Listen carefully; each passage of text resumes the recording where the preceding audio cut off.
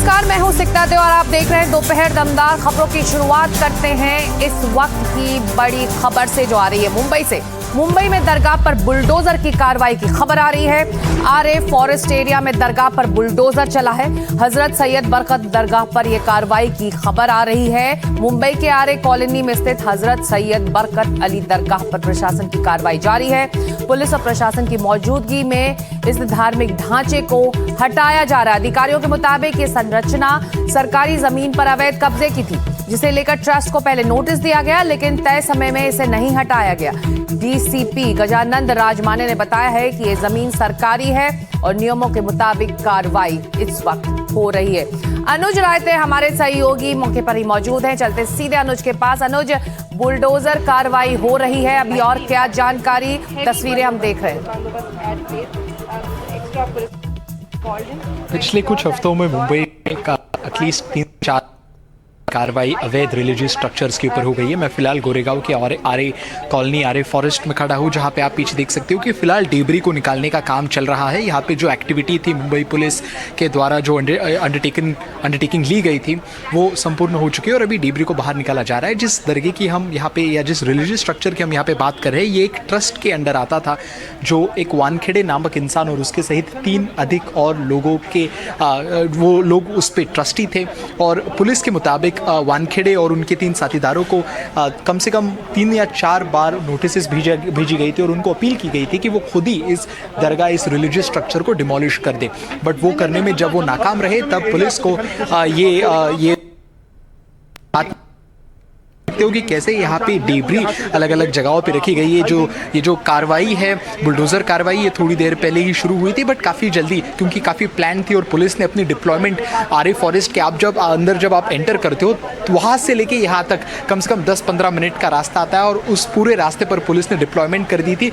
इसे हम अलग नज़रिए से भी देख सकते हैं कि कैसे जब बांद्रा में जब कार्रवाई करते दौरान जब लोकल्स काफ़ी हद तक उन्हें रेजिस्टेंस फेस करना था, उसका एक एग्जाम्पल लेके पुलिस ने अपनी डिप्लॉयमेंट बढ़ा दी गई है, ताकि अगर लोकल्स की तरफ से कुछ रेजिस्टेंस आए तो वो कम से कम हो।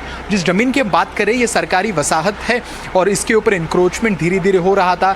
बट यहाँ पे सबसे बड़ा सवाल ये भी खड़ा होता है कि जब ये इंक्रोचमेंट हो रहा था, तब आरे फॉरेस्ट की, चाहे फिर वो अथॉरिटी हो या फिर बीएमसी की अथॉरिटी हो या फिर मुंबई पुलिस हो, उनकी कार्रवाई उस वक्त क्यों नहीं हो सकी। बट एक तरीके से आप देख सकते हैं कि कैसे कल भी दिंडोशी में एक रिलीजियस स्ट्रक्चर के खिलाफ कार्रवाई की गई थी। उससे पहले, जैसे मैंने पहले कहा, कि बांद्रा ईस्ट में जो एक 4 दिनों तक बड़ा डिमोलिशन ड्राइव चला था और उसके बाद आज आरे फॉरेस्ट के एकदम बीचों बीच ये जो रिलीजियस स्ट्रक्चर मौजूद है, जिसके ट्रस्टी वानखेड़े नामक इंसान और उनके साथ 3 और अधिक लोग हैं, उनके खिलाफ क्या एक्शन ली जाएगी ये तो हमें समय ही बताएगा। बट इस तरीके, जैसा कि अनुज आप बता रहे हैं कि प्रशासन ने बांद्रा हो, दिंडोशी हो या गोरेगांव हो, इन पूरे जगहों पे शुरू है। दरगाह के पर नोटिस जारी हुआ था। आप बता रहे हैं कि ट्रस्टी पर एक्शन हो सकता है। ट्रस्टी से बात हुई है, क्या कह रहा है ट्रस्ट? इस नोटिस पर उसने कार्रवाई क्यों नहीं की? जी, ट्रस्टी से अब तक हमारा कोई कांटेक्ट हो नहीं सका है। बट जब हमने पुलिस से बात की तो पुलिस से हमें ये बात पता चली कि पिछले कुछ महीनों से उन्होंने भेजी थी ट्रस्टी को। बट हमें एक जो बात समझ में आती कि ट्रस्टी वहाँ पे एक नहीं है, वहाँ पे मल्टीपल ट्रस्टीज़ है, तो शायद एक तरीके से कॉन्फ्लिक्ट वहाँ पे निर्माण हुआ होगा, जिसकी वजह से ये एक्शन दूर की गई होगी। और अगर हम देखें तो आरे फॉरेस्ट का ये जो एरिया आता है, यहाँ पे वैसे ही पुलिस का जो प्रेजेंस है वो बॉर्डर पे यूजुअली होता है। अंदर इसका कोई भी अंदर यहाँ पे पुलिस की जो प्रेजेंस है वो वैसे ही काफ़ी लिमिटेड हद तक रहती है, जिसकी वजह से अगर यहाँ पे इंक्रोचमेंट हो भी रही है तो उसके ऊपर नज़र रख पाना काफ़ी हद तक मुश्किल हो जाता है। दूसरी इंपॉर्टेंट बात यहाँ पे ये है कि आसपास कई लोग यहाँ पे रहते नहीं, क्योंकि आरे फॉरेस्ट के एरिया आता है। यहाँ पे कुछ ऑफकोर्स ट्राइबल कम्युनिटीज़ है या फिर यहाँ पे जो आदिवासी समाज रहते हैं वो ज़रूर यहाँ पे है। बट उसके अलावा यहाँ पे काफ़ी ज़्यादा तादाद में लोग हैं ही नहीं। मुस्लिम समाज के लोग आरे फॉरेस्ट के भीतर काफ़ी कम नंबर में हैं, तो जिसकी वजह से लोकल्स की तरफ से रेजिस्टेंस का सवाल यहाँ पे पैदा नहीं होता। वानखेड़े और उनके ट्रस्टीज ने एग्जैक्टली एक्शन डिले क्यों किया, हालांकि उनको मल्टीपल ओकेजन्स पे नोटिस भेज दी गई थी। इनफैक्ट उनको ये भी सजेस्ट किया गया था कि अगर वो खुद इस डिमोलिशन को अपने हाथ में ले ले तो फिर मुंबई पुलिस को इसमें कार्रवाई करने की ज़रूरत नहीं पड़ेगी। बट हम देख सकते हैं कि जिस तरीके का रवैया रहा है मुंबई पुलिस का या महाराष्ट्र सरकार का पिछले कम से कम 1 या 1.5 महीने में, कि वो ज़्यादा से ज़्यादा जो इलीगल इंक्रोचमेंट होने वाले जो स्ट्रक्चर्स है और मोस्टली जो रिलीजियस स्ट्रक्चर्स है, उनके खिलाफ उन्होंने एक्शन अपनी काफ़ी हार्डकोर करने की ठान, जिसकी वजह से ये एक और religious structure, illegal religious structure उन्होंने गिरा दिया है। जी, आप हमारे साथ बने रहिए अनुज। तो हम अपने दर्शकों को दो तस्वीरें आप दिखा रहे हैं अपने टेलीविजन स्क्रीन्स पर। एक तरफ मुंबई से खबर आ रही है तो वहीं दूसरी तरफ दिल्ली में भी अवैध अतिक्रमण को हटाने के लिए कार्रवाई जारी है। ये दो तस्वीरें हैं। पहली तस्वीर मुंबई की है। मुंबई के आरे कॉलोनी में स्थित हजरत सैयद बरकत अली दरगाह पर प्रशासन की कार्रवाई हुई है। पुलिस और प्रशासन की मौजूदगी में इस धार्मिक ढांचे को इस वक्त हटाया जा रहा है। सरकारी जमीन है, इसको लेकर ट्रस्टीज को नोटिस भी दिया गया था। और दूसरी तरफ भी खबर आ रही कि दिल्ली में भी इस तरह की कार्रवाई, अवैध अतिक्रमण को हटाने की कार्रवाई दिल्ली में भी जारी है। लौटते मुंबई की खबर पर, मुंबई में दरगाह पर जो बुलडोजर कार्रवाई हो रही है जिसकी तस्वीरें आप देख रहे हैं। अनुज रायते हमारे साथ लगातार बने हुए हैं। अनुज, ये कार्रवाई आज शुरू हुई है और ये अवैध ढांचा कितना बड़ा है, कितना बड़ा ये स्ट्रक्चर है, उसको हटाने में कितना वक्त लगने वाला है अनुज? अगर मैं आपको यहाँ की तस्वीर दिखाऊं तो ये जो स्ट्रक्चर है ये पूरी तरीके से कंपाउंड किया हुआ है, इसे आप देख सकते हो। एक तरीके से अब ये देखने मिलेगा कि जो, क्योंकि ये गवर्नमेंट एरिया में था तो इसको जो ओरिजिनल गवर्नमेंट की जो सिक्योरिटी मिलती है, फिर चाहे वो उसको एक पक्का स्ट्रक्चर के तौर पे आसपास कम से कम इससे दिखाई देता है। बट जब डेबरी को देखते हैं तो पता चलता है कि यहाँ पे जो दरगाह था वो साइज़ में ज़्यादा बड़ा नहीं था, जिसके कारण इसको गिराने में ज़्यादा समय नहीं लगा। जो बाकी के स्ट्रक्चर्स में यूजुअली जैसे हमें देखने मिला कि मल्टीपल डेज तक जो एंटी इंक्रोचमेंट ड्राइव या डिमोलिशन ड्राइव चालू थी, उस वैसे ही यहाँ पे ड्राइव उतनी देर तक नहीं चली। यहाँ पे कुछ घंटों तक ही ड्राइव चली, जिसके बाद पूरी तरीके से इस एरिया को आप देख सकते हैं नाकामी कर दिया गया है। एक और इम्पॉर्टेंट बात हमें समझनी होगी कि ऐसा भी पता चल रहा है कि यहाँ के जो अधिकारी है उन्होंने आधिकारिक तौर पर पत्र लिखा था लोकल अथॉरिटीज़ को, ये बताते हुए कि यहाँ पे ये इलीगल ढांचा जो है ये काफ़ी दिनों से एग्जिस्ट करता है, इसीलिए इसके खिलाफ एक्शन ली जाए। और काफ़ी सारे, फिर चाहे वो सुमैया हो या फिर जो बाकी अधिक जो छोटे पॉलिटिकल पार्टीज, मुंबई से अनुज बता रहे हैं कि मुंबई के आरे कॉलोनी में जो हजरत सैयद बरकत अली दरगाह है उस पर इस वक्त कार्रवाई हो रही है। सरकारी जमीन पर अतिक्रमण का ये पूरा मामला है। ट्रस्टीज को नोटिस जारी किया गया था, बावजूद इसके उन्होंने कोई जवाब नहीं दिया। अब प्रशासन की कार्रवाई हो रही है। बढ़ते हैं अब अगली खबरों की तरफ। मौलवी और मौलाना इस समय एक बयान दे रहे हैं, कह रहे हैं गाय को राष्ट्रीय पशु घोषित करो। अबे हमने कहा कि गौ हमारी माता है, जन्म जन्मांतर का नाता है। तो जब गाय माता है तो उसका सम्मान है, इसीलिए हमने ये मांग की थी कि इस गौ हत्या के ऊपर संपूर्ण भारत में पाबंदी लगना चाहिए। गाय को राष्ट्र पशु घोषित कर दिया जाता है तो बहुत सारी समस्याएं खत्म हो जाएंगी। हमारी और सबसे पहले इस्लाम धर्म ये है कि दूसरे धर्म की आप एहतराम करिए। हमारे शुरू से मना किया है उलमा ने कि ना आप काटिए और ना आप खाइए, आप उसका दूध पीजिए या मक्खन निकालिए।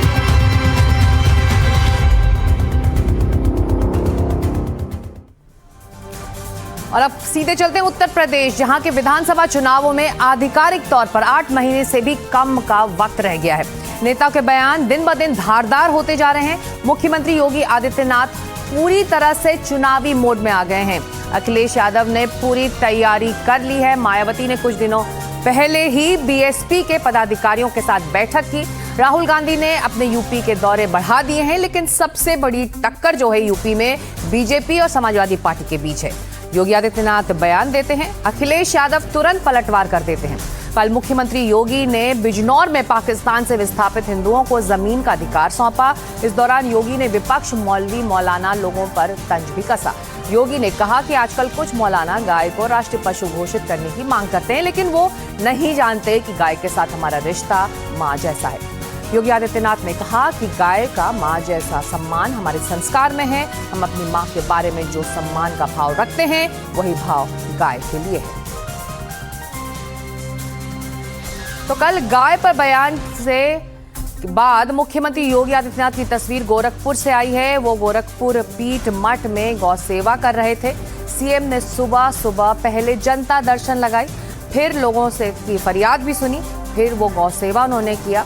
गौ विरोधियों को योगी का संदेश भी साफ है। आपको सबसे पहले सीएम योगी का बयान सुनवाते हैं, फिर बताएंगे कि मौलाना और विरोधी दलों की क्या प्रतिक्रिया इस पर आई।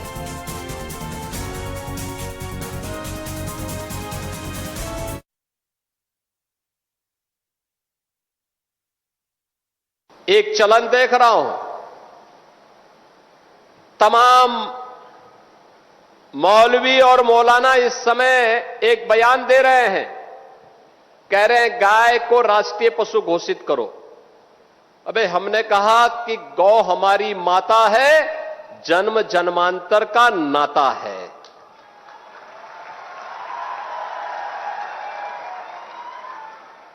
क्या मां और पुत्र के बीच में कुछ घोषित करने की आवश्यकता पड़ती है क्या? क्या किसी पुत्र को बताने की आवश्यकता पड़ती है कि तुम्हारी मां है, इसका सम्मान करो? ये हमारे संस्कार हैं। हमने अपनी मां के बारे में जो सम्मान का भाव रखते हैं वह भी, और हमने गाय को माता माना है, तो गाय तो हमारे लिए माता है, वो पशु नहीं। पशु तुम्हारी बुद्धि है, जो तुम हमारी गौ माता को पशु बोलते हो। तुम्हारी सोच पशुवत है, जो तुम गौ माता को पशु बोल रहे हो। और तुम्हारा ये दोगलापन है कि जो एक और गौकसी को प्रश्रय देते हो। मैं देख रहा था बकरीद में तमाम उनके चेले चपाटे अपने सोशल मीडिया हैंडल पर बकर ईद पर गौ माता का चित्र दिखा करके कह रहे थे कि बकर ईद की बधाई दे रहे थे। लेकिन मैं उनको बोलना चाहता हूं, यूपी में गौ हत्या का मतलब जान रहे हो ना क्या होगा? और जान रहे हो तो अगर जान रहे हो तो फिर अपने चेले चपाटों को समझा लो, नहीं तो कई कई पीढ़ियां याद करेंगी गौ माता के साथ किसी भी प्रकार की कोई हिमाकत की। तो गाय पर मुख्यमंत्री योगी के बयान के बाद लखनऊ में लोगों की राय क्या है, इसको समझने के लिए ग्राउंड पर उतरे हमारे सहयोगी। आइए देख लेते हैं। पिछले दिनों देखा गया कि कुछ मौलवियों की तरफ से पत्र लिखा गया जहां कहा गया कि गऊ को राष्ट्रीय पशु घोषित किया जाए, उसकी हत्या पर रोक लगाई जाए। अब इस बात को लेकर मुख्यमंत्री योगी आदित्यनाथ ने नाराजगी जताई है। उन्होंने कहा है कि गऊ पशु नहीं है, गऊ सनातन के लिए माता है। बात करने के लिए जिन मौलाना ने पत्र लिखा था वो हमारे संग मौजूद है सैफ अब्बास, और दूसरे भी मौलाना और मुस्लिम समाज के लोग हमारे संग मौजूद हैं। सैफ अब्बास साहब, आपने जब पत्र लिखा था तब बात कही थी, अब जो ये मुख्यमंत्री की तरफ से स्टेटमेंट आया उसे कैसे देखते हैं? बिस्मिल्लाहिर्रहमानिर्रहीम। देखिए, ये जो लफ्ज है पशु या माता, अगर हम माता ना समझ रहे होते तो फिर हम उसकी हत्या के ऊपर पाबंदी की मांग क्यों करते? आज अगर मुस्लिम समाज गाय का सम्मान करता है वो सिर्फ इसीलिए करता है क्योंकि हमारे 100 करोड़ जो हिंदू भाई हैं वो गाय को माता समझते हैं। तो जब गाय माता है तो उसका सम्मान है। इसीलिए हमने ये मांग की थी कि इस गौ हत्या के ऊपर संपूर्ण भारत में पाबंदी लगना चाहिए। क्योंकि अगर कोई भी, इस्लाम धर्म है क्या? इस्लाम धर्म ने दूसरे धर्मों का सम्मान सिखाया है, इज्जत सिखाई है। उसी इज्जत के तहत हम भी इस बात को कह रहे हैं। और हमने कहा कि वो मुसलमान नहीं है कि जो गाय का सम्मान ना करे। उसकी वजह क्या है? भारत के अंदर जब हमारे 100 करोड़ हिंदू भाई